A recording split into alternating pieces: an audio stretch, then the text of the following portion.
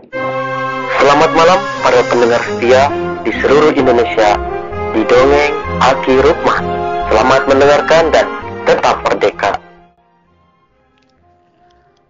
Assalamualaikum warahmatullahi wabarakatuh. Bismillahirrahmanirrahim. Alhamdulillahilladzi anjala sakinata fi qulubil mu'minin liyazdadu imanama imanihim. Allahumma sholli ala sayyidina Muhammadinil fatihi lima uhliko wal khatimi lima syabako nasiril haqi bil haqi wal hadi illa siratikal mustaqim wa ala alihil haqqo wa mix dari hil azim amma ba'du. Bapak Ibu dan kawan-kawan sekalian, kita lanjutkan ajal banci Aki jalan-jalan ke Banjar dan Ciamis. Setelah Aki mengurai tentang kondisi yang ada di lingkungan Jambore Kader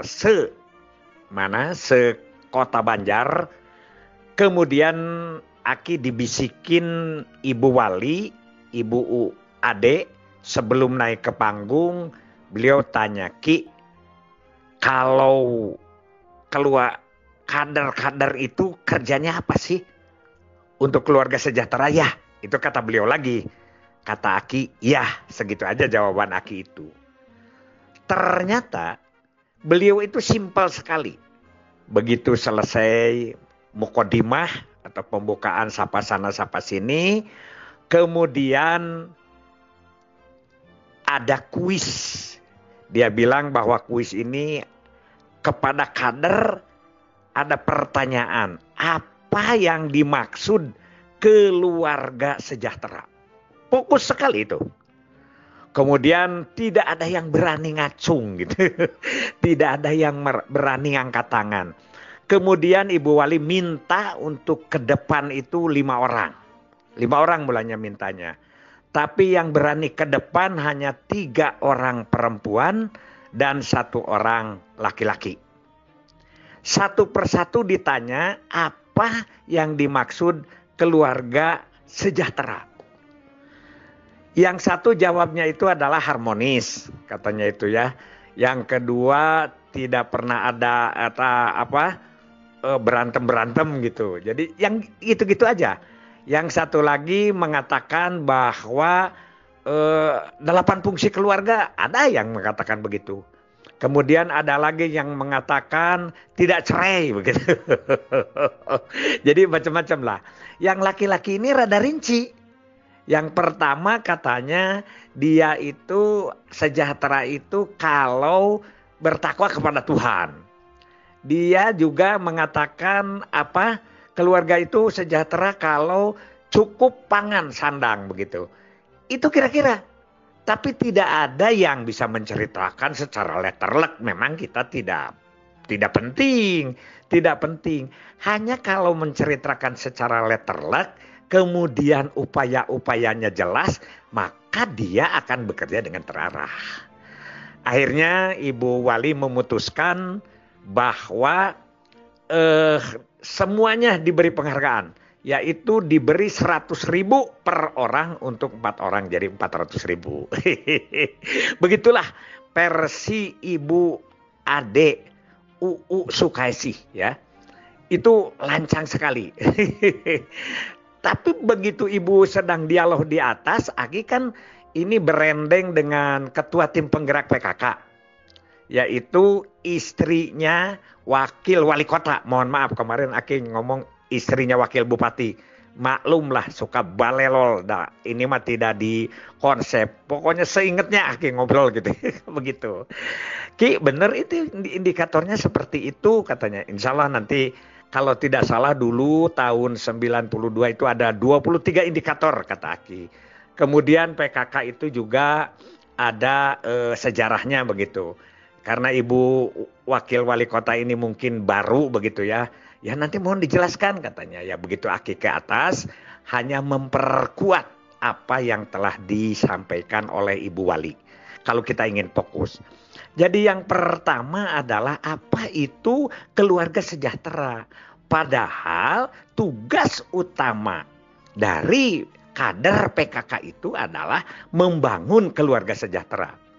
Marilah hei semua rakyat Indonesia membangun segera. Membangun keluarga yang sejahtera dengan PKK. Itu kan? Jadi oleh Aki dijelaskan berdasarkan undang-undang. Ada ibu-ibu dan bapak-bapak termasuk kepala dinas ada yang baru tahu bahwa pengertian keluarga sejahtera itu ada di undang-undang begitu. Disangkanya itu ngawang-ngawang atau mikir-mikir. Makanya ini penting kawan-kawan sekalian kita jelaskan kembali ya. Itu memang banyak yang tahu juga, tapi yang tidak tahu itu kira-kira saja gitu keluarga sejahtera itu ya. Itu yang pertama dan Aki jelaskan tentang tata cara kerjanya PKK khususnya di ujungnya. Di ujungnya itu yang di mana? Yang di kader Dasa Wisma. Dasa 10 Wisma Rumah. Jadi kader PKK itu adalah harus berada, sekali lagi ini sering disampaikan, berada di antara 10 rumah lingkungannya. Yang itu notabene bukan orang lain. Ada mertua, ada adik ipar, ada paman. Kadang-kadang orang lainnya hanya setengahnya atau malah lebih sedikit. Nah, bagaimana cara mengerjakan pekerjaan yang 10 program itu? Di mana? Yaitu di situ. Di 10 rumah itu. Bagaimana supaya orang paham tentang Pancasila, bagaimana melakukan gotong royong sampai tidak ada parit yang mempet, sampah yang berserakan, itu adalah kerjaannya PKK. Tidak ada tata laksana rumah tangga yang menempatkan kursi makan di tengah rumah atau figura yang tidak cocok ditempatkan di ruang tamu. Itu adalah hal-hal yang seperti itu. Tanaman halaman itu hatinya PKK itu kan. Itu saja sebetulnya. Tapi kita sekarang ini sudah terkuak dengan organisasi yang moderat. Jadi ada organisasi kader PKK tingkat RW. Berkelompok pengurusan di satu RW. Ini sebetulnya sudah tidak salah. Tapi mengingkari perjanjian konsep awal kita. Kemudian Aki jelaskan bahwa sebetulnya dalil dan hadis.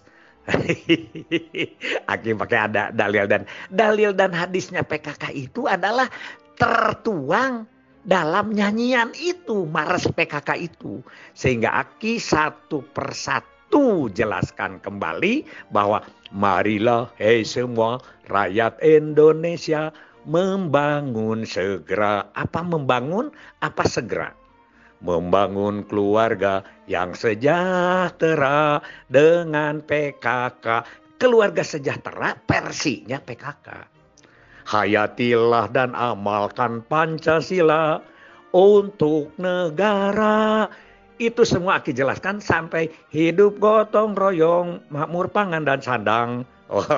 Rumah sehat sentosa begitu dan lain sebagainya sampai akhir. Itu yang pertama yang Aki sampaikan dalam penguatan yang kemarin. Hanya mohon maaf karena waktunya terburu-buru mungkin tidak sempurna. Itu adalah wawasan saja karena 1000 orang.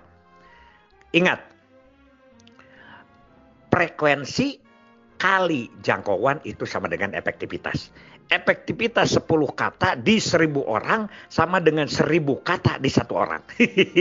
Kan begitu, itu KIE ya. Kemudian Aki juga tetap menyarankan yang kedua kepada kader Posyandu. Kader Posyandu jangan sampai berpikiran lagi bahwa sebulan sekali. Kemudian hasil utama yang paling nyata itu siapa? SKDN. Cuman SKDN-nya bukan hanya S untuk anak balita, tapi juga S untuk ibu hamil dan sasaran-sasaran yang lain. Sehingga kalau S sama dengan K, sama dengan D, sama dengan N dalam posisi 100%. Artinya kalau ada S 69, K 69, begitu D 69 dan N 69. Da N-nya itu Naiknya itu naik yang signifikan, yang sesuai atau di atas aturan. Bukan asal naik. Itulah yang Aki jelaskan kepada kawan-kawan sekalian. Insya Allah 2 tahun saja kita berada di posisi itu, maka stunting akan semakin turun dan mungkin satu saat menghilang. Diakhiri dengan nyanyian bersama, yaitu lagu stunting. Baik itu yang lagu Manuk Dadali dan juga lagu ciri-ciri stunting berdasarkan perilaku yang dilakukan dalam lagu Rasa Sayange. Itu saja di hari pertama Aki jalan-jalan ke Subang ya. Ke Subang. Jalan-jalan ke Banjar, dasar aki-aki. Hasbunallahu wa ni'mal wakil, ni'mal maula wa ni'man nasir. Wassalamualaikum warahmatullahi wabarakatuh.